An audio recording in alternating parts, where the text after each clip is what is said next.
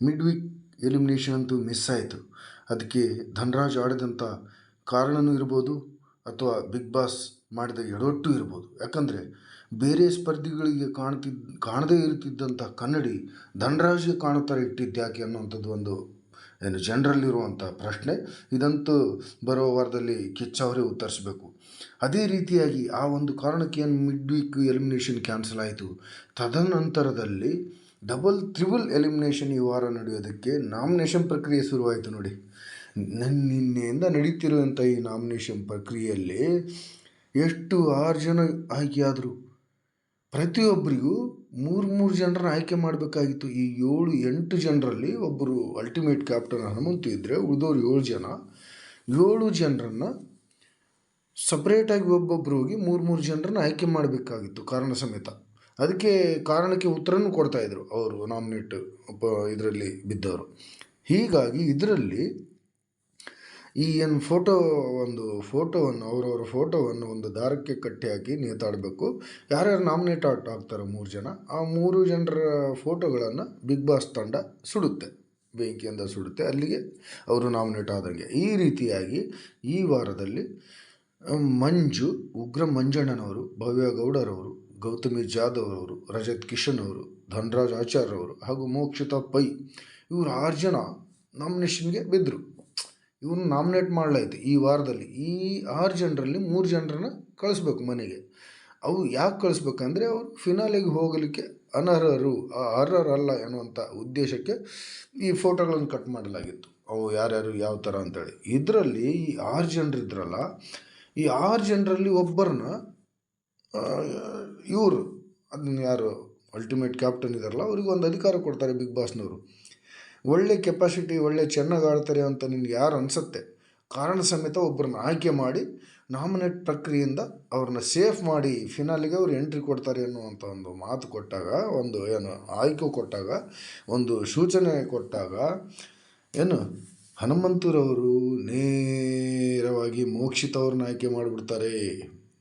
ನೋಡಿ, ಎಂಥ ಚಾಣಾಕ್ಷ ನಡೆ ಹನುಮಂತರವ್ರದ್ದು. ಅದಕ್ಕೆ ಹನುಮಂತನ ಚಾಣಾಕ್ಷ, ಬುದ್ಧಿವಂತ ಅನ್ನೋದು. ಬರೀ ಮಾತಿನಲ್ಲಿ, ಹಾಡಿನಲ್ಲಿ ಸೈಲೆಂಟ್ ಇರೋದ್ರಲ್ಲಿ ಅಷ್ಟೇ ಬುದ್ಧಿವಂತ ಅಲ್ಲ. ನೋಡಿ, ಒಂದು ಆ್ಯಕ್ಟಿವಿಟಿ ಯಾವ ಥರ ಅವನ ಮೈಂಡ್ ಯಾವ ಥರ ಆ್ಯಕ್ಟಿವ್ ಆಗಿದೆ ಅನ್ನೋವಂಥದ್ದು ನೋಡಿದರೆ, ಅವನ ಜೊತೆಯಾಗಿ ಇರ್ತಿದ್ದಂಥ ಗೌತಮಿಯವ್ರನ್ನ ಆಯ್ಕೆ ಮಾಡಬೇಕಾಗಿತ್ತು. ಯಾಕಂದರೆ ಸ್ಟಾರ್ಟಿಂಗಲ್ಲಿ ಗೌತಮಿಯವ್ರ ಜೊತೆ ಚೆನ್ನಾಗಿದ್ದ, ಗೌತಮಿ ಜಾಧವ್ ಅವ್ರ ಜೊತೆ. ಅವ್ರನ್ನ ಆಯ್ಕೆ ಮಾಡಲಿಲ್ಲ. ಬಿಟ್ಟರೆ ಧನರಾಜ್ ಆಪ್ತ ಸ್ನೇಹಿತ, ಅವನನ್ನು ಆಯ್ಕೆ ಮಾಡಲಿಲ್ಲ ಕಣ್ರಿ. ಇದೆಂಥ ಆಯ್ಕೆ ನೋಡಿ.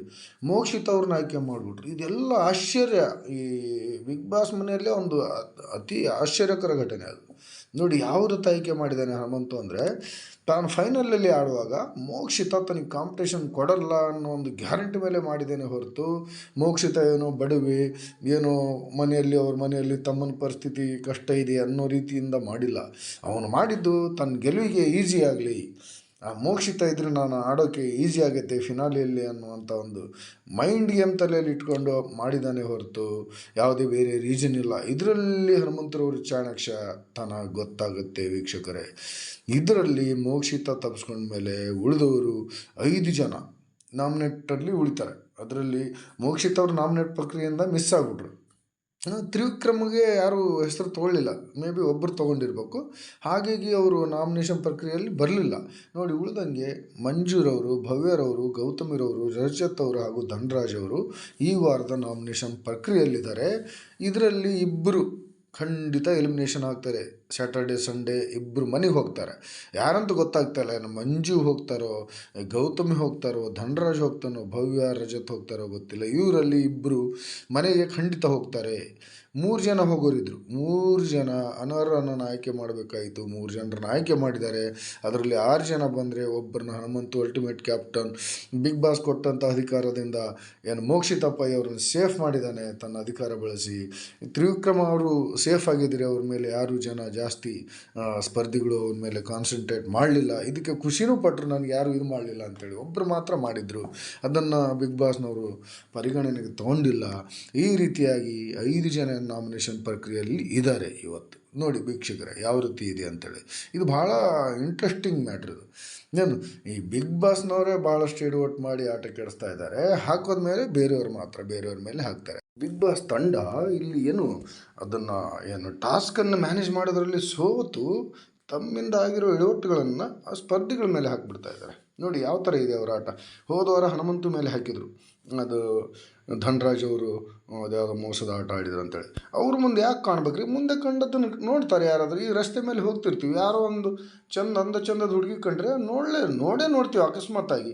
ಅದನ್ನು ನೋಡ್ಬಿಟ್ಟು ಆ ಹುಡುಗಿ ನೋಡ್ಬಿಟ್ಟು ಅಂದರೆ ಹೆಂಗೆ? ನೀವು ಮುಂದೆ ಕನ್ನಡಿ ಇಡಬೇಕಾಗ್ರಿ ಗುರುಗಳೇ. ಈಗ ತ್ರಿವಿಕ್ರಮ ಅವ್ರ ಹತ್ರ ಇಲ್ಲ ಏನು ಇದು ಕನ್ನಡಿ, ಮತ್ತು ಉಳಿದ ಸ್ಪರ್ಧಿಗಳ ಹತ್ರ ಇಲ್ಲ ಕನ್ನಡಿ ಇಲ್ಲ ಬೇರೆಯವ್ರ ಮುಂದೆ. ಅವ್ರು ಹೇಳ್ಕೊಂಡಿದ್ದಾರೆ ನಮ್ಮ ಮುಂದೆ ಏನು ಇರಲಿಲ್ಲ ಅಂತೇಳಿ. ಅವರು ನೋಡಿದ್ದಾರೆ ಕಂಡಿಲ್ಲ. ಧನರಾಜ್ ಅವರು ನೋಡಿದ್ದಾರೆ ಕಂಡಿದೆ. ತಪ್ಪು ಯಾರಿದ್ರೆ ಎಡವಟ್ಟು ಬಿಗ್ ಬಾಸ್ದು.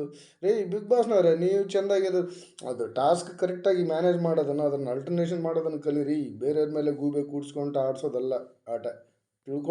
ತಿಳ್ಕೊಳ್ರಿ. ನೋಡೋಣ ಮುಂದೆ ಏನಾಗುತ್ತೆ ಅಂತೇಳಿ. ಅಲ್ಲಿವರೆಗೆ ನನ್ನ ಎಲ್ಲ ವೀಡಿಯೋಗಳನ್ನು ನೋಡ್ತಾ ಇರಿ. ನನ್ನ ಈ ಯೂಟ್ಯೂಬ್ ಚಾನಲನ್ನು ದಯವಿಟ್ಟು ಎಲ್ಲರೂ ಸಬ್ಸ್ಕ್ರೈಬ್ ಮಾಡ್ಕೊಳ್ಳಿ ಅಂತ ಎಲ್ರಿಗೆ ಕೈ ಮುಗಿದು ಕೇಳ್ಕೊಳ್ತಾ ಎಲ್ರಿಗೂ ನಮಸ್ಕಾರಗಳು.